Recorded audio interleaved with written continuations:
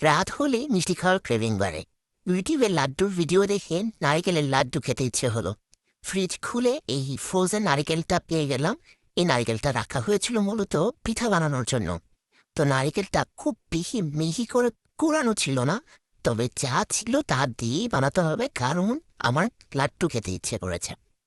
তো সেই লাড্ডুটা তো ফ্রিজ একদম বরফের মতো ছিল। তারপর মাইক্রোওয়েভে একটু গরম করে তারপর সেটাতে লাড্ডু বানাতে নেমে গেলাম। ফ্রাইং প্যানে প্রথমে ঘি দিয়েছি, তারপর দিয়েছি দারচিনি। দারচিনি আর ঘিটা ভালো করে ভেজে তারপর দিয়ে দিয়েছি নারকেল।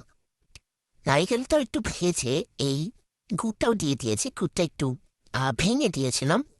তারপরে গুড় নারকেল এটাকে ভালো করে নাড়িয়ে নাড়িয়ে মিক্স করে নিতে হবে। আর একটু স্লো আঁচেই করতে হবে, নাহলে নিচে লেগে যাবে।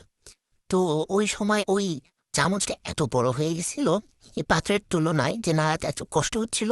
পরে ছোট এই চামচটা নিয়ে এসেছি। এটা দিয়ে ভালো করে এই লাটুটাকে ভালো করে ভেজে তারপর শুকনো শুকনো করে নিতে হবে, তাহলে অনেক দিন এটা রেখে খাওয়া যাবে। আর না হলে এটা তাড়াতাড়ি নষ্ট হয়ে যেতে পারে। তাই একদম ভাজা ভাজা করে নামিয়ে নিয়েছি। তারপর এটা একটুখানি ঠান্ডা হওয়ার সময় দিতে হবে। একটুখানি পরে আমি যখন এটাকে টাচ করতে পারবো, তখন এটাকে নাড়ু বানিয়ে নিতে হবে। আবার বেশি ঠান্ডা করলে কিন্তু এটাকে নাড়ু পাকানো যাবে না। আর যেহেতু বলেছিলাম এটা একদম মিহি করে কোরানো ছিল না নারিকেলটা, যার কারণে নারিকেলের এই লাড্ডু শেপটা অত সুন্দর হয় নাই, বেশি মসৃণও হয় নাই, কিন্তু খেতে আলহামদুলিল্লাহ অনেক ভালো হয়েছে। আমি জীবনে প্রথমবার নারিকেলের লাড্ডু বানিয়েছি। ওই সময় বেসিক্যালি আমার সাথে কেউই ছিল না, মানে সবাই ঘুমিয়েছিল। এটা একদম মাঝ রাতে আমি এই আকামটা করেছিলাম। তো রাতেবেলা আমিই বানিয়েছি, আমি খেয়েছি, পরের দিন বাসার সবাইকে খাইয়েছি এবং সবাই খুব পছন্দ করেছে। আপনারা যারা আমার এই ভিডিওটা দেখছেন, আপনারা আপনাদের জীবনে প্রথম রান্না করার এক্সপিরিয়েন্স আর কি রান্না করেছিলেন কমেন্ট করে মাস্ট জানাবেন। এটা আমার জীবনে প্রথম নাড়ু হলেও আমি যখন জীবনে প্রথমবার কিছু বানিয়েছিলাম সেটা ছিল দুধ চা।